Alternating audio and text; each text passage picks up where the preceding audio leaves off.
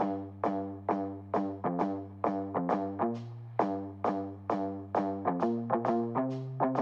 my name is Jared Moon, and I'm part of a group of underground athletes you've probably never even heard of before.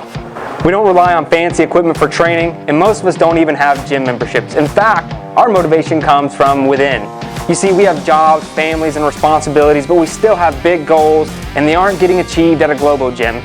For that reason, we have to do things differently. Our training has to be smarter. We don't have every piece of equipment known to man or a ton of time to train, and we don't need it, because we are achieving amazing things without it. So how do we do it? If you ask your average personal trainer or gym goer, they'd call us crazy. Yet we're seeing results better than most every single day. And it's happening by blending mental training with physical training and becoming an athlete. What we call, and welcome to, Garage Gym Athlete.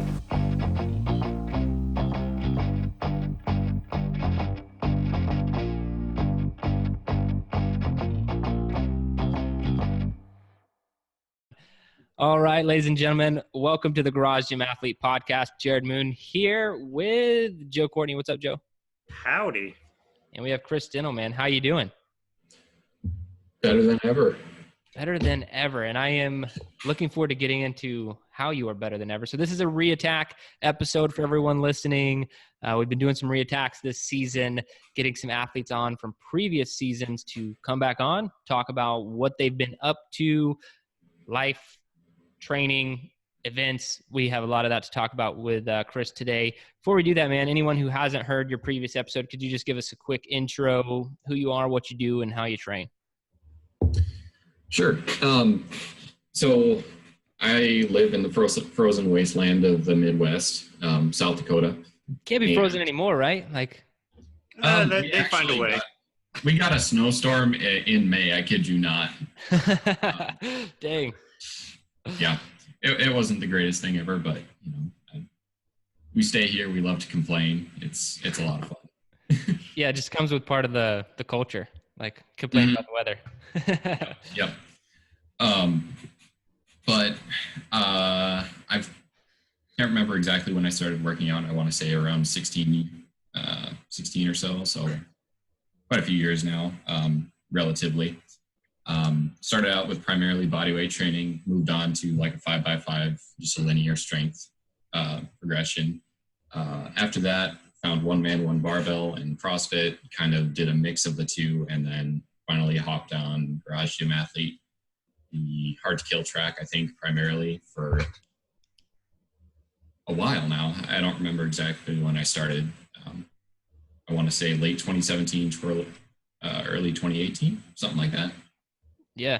Sounds about right. And then most recently I've switched to the indoor track, so more endurance-based training, things like that. And how is that switch for you, man? I have switched as well, but I would love to hear your opinion on the two different tracks, how you're feeling and all that. I actually feel a lot better. I think the break from Metcons and more weight, I guess,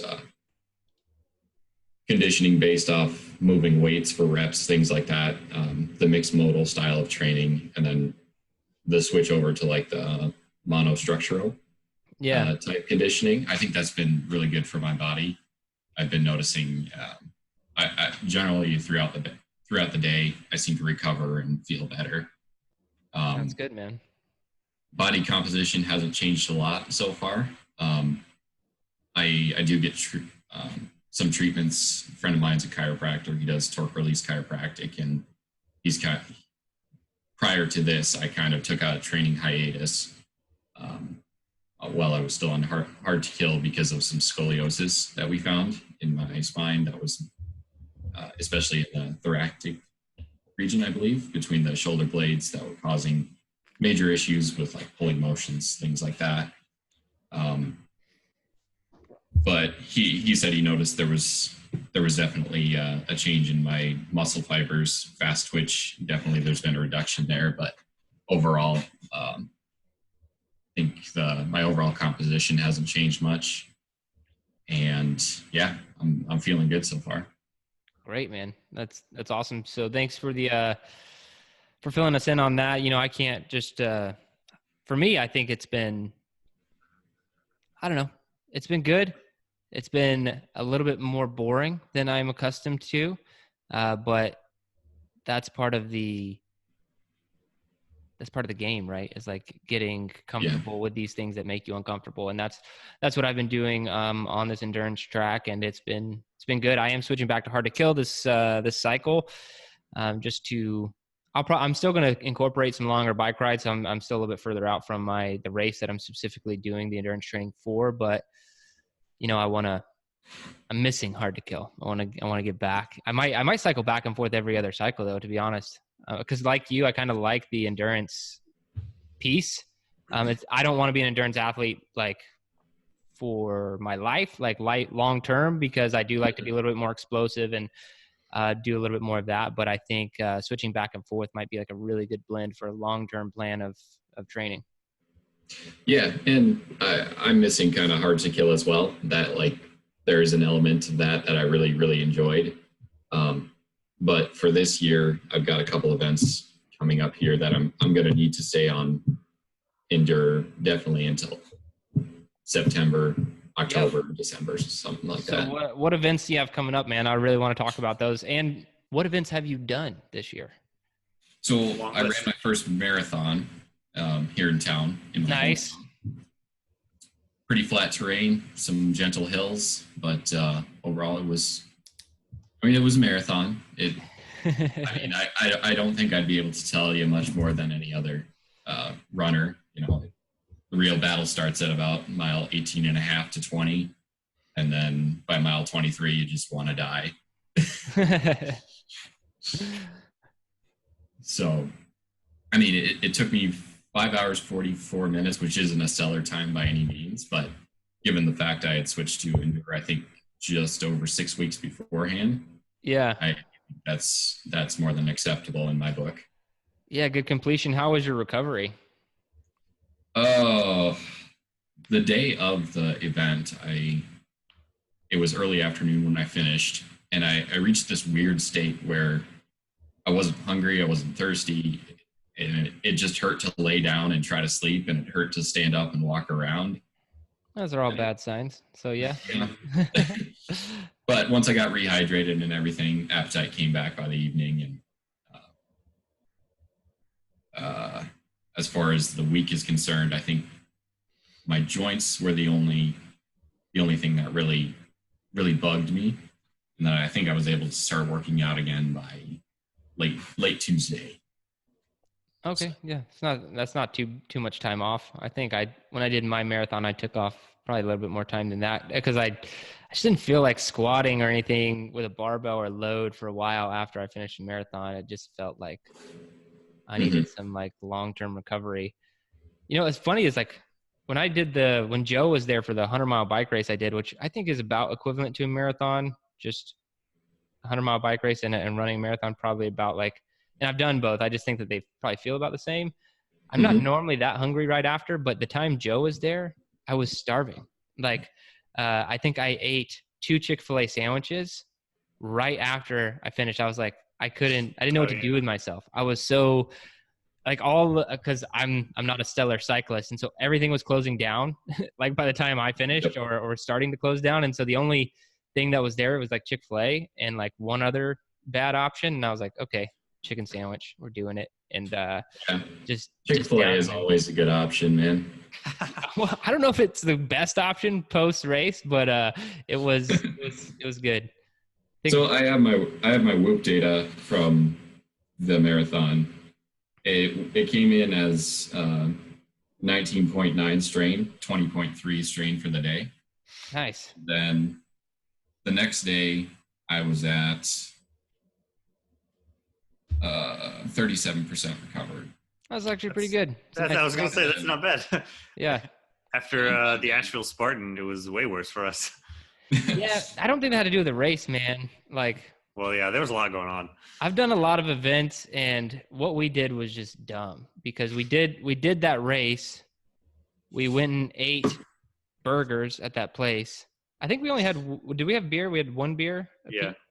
So it wasn't the alcohol, but then we slept for like 2 hours because you had like a red eye or something. Like we slept like no time, that was a bad plan. We're never doing that again. Not the race. We're never doing that kind of schedule again. We're Yeah, gonna. no, that was terrible. I was red spread for like things out. 4 days straight. Yeah, that was bad. So you finished the marathon, man. Now you have some more stuff lined up later this year. What are you working on later in the year? Well, I did actually. I went out to Chicago as well this past weekend, and ran a Spartan Super, or 90% of it. They actually pulled all the racers off the course because someone got struck by lightning there. Did that person die? I hope not, but the ambulance left in quite a hurry. Wow. Okay. He was leaning against a pole that got struck. Dang. So we got pulled off the course. I DNF'd that technically. I was still really happy with my performance. My pace was a lot better. Obstacles, there were some obstacles that I had failed in years previous that I was able to pass this time around. And then I did a hurricane heat 4-hour the next day. And that was a lot of fun. Once again, I was really happy with how my body performed. And yeah, that was kind of my first foray into the Spartan extreme endurance. What is the hurricane one? It's basically intense team building, a lot of group PT, relay races, burpees, things like that. Although, funny story, we didn't actually I think we did 27 burpees total during the entire 4-hour event. That's okay. I think they need to get a little bit more creative to just not throw burpees in there just for difficulty, because I think it's silly. But and that was like the finisher. It was like, all right, your final task is 27 burpees as a class, synchro. So it was more of a formality than anything. Is it any tougher than like just a Spartan race? I mean, I know some of the other Spartan races are over 4 hours easy. If you. Well, I think it's more of a gateway event into the hurricane heat, like 12-hour, 24-hour ultra. Like I said, the entire extreme endurance series. Right. But it really gives you a good overview, I guess, and introduction to the team aspect of it. And that's the main difference, is that you function as a team, and then you've got your subgroup within the class that you function as a unit with. So yeah, I think some of it sounded pretty cool when I looked a little bit into it, because one of the things that which I would like and other people probably won't, is that there are no placing, there is no time. It's just you do this event as a team. It's not like you're doing it for anything special. It's just you're just going to suffer together, and I thought that was kind of cool. Yep, and that's the hurricane heat 4-hour, the 12-hour, and the 24-hour for sure. Those you can both get cut if you don't meet a time hack on, because they'll give you the Cryptio will give you time hacks, and if you don't meet it, then you'll get DNF'd, and you can, from what I understand, some will let you continue through the event, and then others will just say you're done, goodbye, and then you won't get anything and you leave. Did you do some team building, Jared? Oh, hey, you want to do some team building? I'm doing the death race. No, I'm kidding. I have no interest in that thing. Yeah. Is that your aspiration, man? Is that is my goal in 2020, and that's why I signed up for the Killington Ultra, to be honest with you. And yeah. So tell us about the Ultra. When's that happening? September 14th. I've actually, if it's okay, we can go in chronological order, because I've got one other huge event before that. Here in South Dakota, I'm also taking on. The actual event is the Lean Horse 100. It's a 100-mile marathon, but they also have a 50, 30, and a 20-miler. So I'm going to attempt the... Yeah, which one are you doing? The 50 miler. I'm not that stupid yet. So you're doing an ultra. Right? An ultra is anything more than a marathon, right? Yep. Yeah, so that's incredible. 50 miles of running in a day. Oh, well, running is a relative term, but... Yeah, I was going to say, run a mile, walk a half a mile. Yep. Brutal. Yep. Brutal. So that's on an old railway that's been turned into a crushed gravel track. So nothing above, I think, a 3% decline. the entire way. But that's middle of South Dakota. Well, so going back to your marathon, like what, because I know when I did marathon, what just kind of killed it for me, and this has happened in Spartan races too, and not as much recently. I think maybe I've built them up a little bit better, but my hip flexors, just having to pick that leg up every single time. Like, was there any particular muscle group or area that you felt not necessarily failed you, but like stood out in either in recovery or during the race more than anything else? So as far as recovery goes, it was my muscles did okay, actually. It was more my knees that bugged me during the actual recovery process. My knees and hip flexors seized up horribly around that mile 18, mile 20 mark. I was starting to feel it a little bit at the 14 mile mark and had to slow down, walk a bit, and then kind of was able to jog the rest of it out. Once again, that being a relative term. But yeah, during the race, hip flexors, knees were definitely the kicker for me. And they've always kind of bugged me when I've run. I've started ROMWOD back up again. I took quite a long break from that, and that has really helped as far as recovery and then just how they feel during running. Awesome. Well, it's good to know. Good to know for your 50-mile race. What needs some work? Really, I think it's just a matter of putting in the miles for the knees, man. Like, like just getting more of the repetitions and, getting more comfortable with it. Mm-hmm. And so does that bring us to the ultra? Yep. That's the last event and kind of the I guess the climax of the year for me. And how long is that, the ultra? So that's 30 plus miles. Usually they're 30 to 32 from what I gather this year. 2 laps of Spartan Beast plus a little extra. The ultra loop, they call it. So a section of the course that has some unique obstacles and goes off the beaten path as far as course goes. So Spartan Beast, 2 rounds for time. Basically, yep. Dude, that's got to be challenging. I didn't know that's what they did, because I've done it one Spartan Beast, but to get back to the start and be like, all right, one more time. Repeat, yeah. When you could just leave, right? Like, that's going to be the hardest thing. Like, if you put me in some sort of course where like it's impossible to get back until we're 30 hours in, I'm like, okay, 100% chance of finishing it. But if you like walk me past my car after 13 or 14 miles or 15 miles, whatever it is, I'm like, well, that's gonna be a mental toughness challenge, man. Especially if anything's hurting. Yeah. I mean, with Spartans, what I've noticed is it doesn't seem to be as rough on my knees and hip flexors as far as just straight pain, but like going through mud and everything, that my calves, if I misstep, like they'll just cramp up after about 10, 13 miles. And part of that might just be better electrolyte or better nutrition that I need to master, but find a rock to smash them on.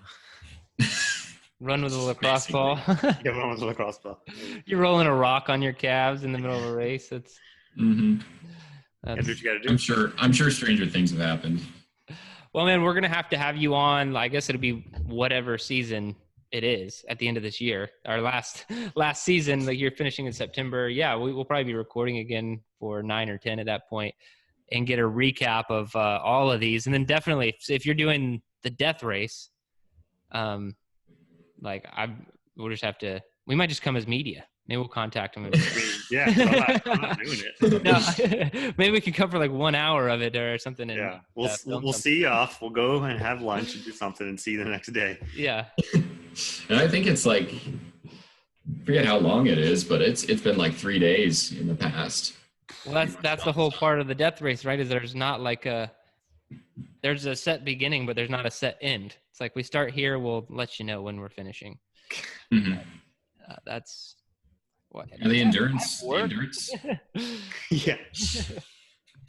And that's also partially why I chose Killington, is I kind of wanted to familiarize myself with Vermont, or Joe's backyard, as they call it. So. Yeah, man, that's insane. That's awesome, though. It's really cool to catch up with you, man. And I wish you all the best in moving forward with some of those races. Anything else that we haven't covered that you're working on and are doing right now? Nope. Just lots of running, trying to stay healthy. Great, man. Well, let's get into the other questions. The standard Garage Gym Athlete questions here at the end. It's the hardest workout you've ever done. Has your answer changed? Actually, I'm going to change my answer from last time. I think it was a workout I had done at CrossFit Brookings here, and it was 3 21 15 9 couplets back to back. And that was no fun, but I'm actually going to count the Spartan Super I attempted. Was it last weekend? It may have been 2 weekends ago. I forget. The one where a person got struck by lightning? Yeah. Yeah. Because my approach to that was very different. It wasn't just something I was doing for fun, because originally I had my start time about noon, and I needed to get it done before the hurricane heat started, because they originally were scheduled back to back, basically. So my approach to that was more of a workout or one course for time, rather than, this is something I'm doing for fun to, relax. So yeah. So you're just pushing yourself to a new level there. Yes. And I think the strain was even creeping up within a couple points of the marathon, as far as the toll it took on me that day. But it was still a lot of fun, but I in my mind, that was still a workout and training or physical activity with a purpose, rather than just something for fun. Yeah. I mean, that's definitely a workout. So the whole point on emphasis that we make sometimes. Yeah. Mm-hmm. Well, that's good that you, I like it when someone has an updated hardest workout you've ever done, because you don't want some workout you did when you were 18 years old or something, to be the forever hardest thing you've ever done in your whole life. It's good for that answer to change frequently. So it's awesome that yours was more recent and very challenging. Now, in your opinion, what's the best activity for building mental toughness? Cold exposure, hands down. Yep. It's up there. Living in South Dakota. Going outside. Yeah. It's just a boredom, guys. It's nothing out here. Yeah. Drive 5 hours through cornfields for time. Or 100 miles, rather, for time. It's probably cool once. No, it never. Sorry. Now, if you could only have one piece of equipment to train with for the rest of your life, what's it going to be? And has this answer changed? So I think last time I said pull-up bar, right? Yep. I think a prowler, actually, like some sort of weighted sled, would probably, and I don't know if the rope that people attach onto it technically counts as part of that equipment, but if we give barbell plates, then we'll give you a rope to okay, small. Yeah. Something to push, pull. Have you seen those backpacks that I don't know if Rogue makes them or whatever, but it's like a rucksack, but it like a pole comes out of your back, so you can load plates onto it and then clip them on there. Yeah, I've seen that. Yeah, so I don't know if that has cross functionality into like taking the backpack straps off and being able to pull that as a sled. But I think that if it does, that would be like a legit piece of equipment. If you could wear it on your back, also push and pull it and like attach a rope to it or whatever, that would be a nice little piece of equipment. I have seen that, and I think it is Rogue. And I think it's just like a pole that they have some models that are, I think, dumbed down, but it just kind of sticks out, and you put plates and then a spring collar on there. If you want a barbell. All right. Well, intense. I know what I'm doing after this podcast. I'm going to go look. Trying to upgrade with some little things here one at a time. All right, man. So I guess, Joe, do you have any questions? He's still training at the same gym because he goes to a Globo gym. Yeah. Yeah. And lately I've just come to appreciate how accepting of my training style they are, because I mean, I have some buddies that I lift with there, and the stories they tell about, like places like Snap Fitness and like huge chains like that, it's still a very local and very inviting environment for, I mean, you'll still get the weird looks with the med ball on the treadmill and dumb stuff like that. But No lunk alarms, though. No lunk alarms. Can't have those. You always seem like you have the whole space or your whole rack to yourself. Like every time you have a video, there's like nobody around you, and that's pretty nice. Well, yeah, and they don't actually, not a lot of people except for the hardcore power lifters, or I think a couple Olympic weightlifters from the university here actually go to that gym, and they'll use the bumper plates. But yeah, usually it's not a problem finding a free rack. Awesome, man. Well, last question of the show. And, has this changed? What is your best advice for all the garage gym athletes out there? We talking fitness, or is it just completely open-ended here? Anything, man. Any advice you have for a garage gym athlete? I would just say diversify your always keep learning, diversify your knowledge in both fitness and non-fitness fields. Because I forget who said it, but specialization is for insects, and that kind of goes with my endure change as well, because that kind of came with a realization that, CrossFit, they do a little bit of everything, or our training, we train to be versatile, but it's becoming a versatile athlete can also be, changing your focus for a season of your life, or a year, like I'm doing with endurance here. So yeah, when you zoom out to bigger picture, like I said, if I switching back from endurance to hard to kill, if I had to do that every 12 weeks from a big picture, yeah, I'm just going to be this really well-rounded athlete with a huge aerobic engine in 5 years. In the short term, maybe I'm not in love with endurance training, on a daily basis, but it's that getting out of your comfort zone for a bigger picture, time frame. So I think that's really great advice for any athlete. Yep. Awesome, man. Well, Chris, it's been great catching up with you, finding out what's been going on in your world. And we're definitely going to have you on to hear about this 2 rounds for time beast Spartan that you're doing. And then if and when the death race happens, definitely gonna have to catch up then as well, man. But I appreciate your time, and really, enjoy your presence in the community, and thanks for being a garage gym athlete.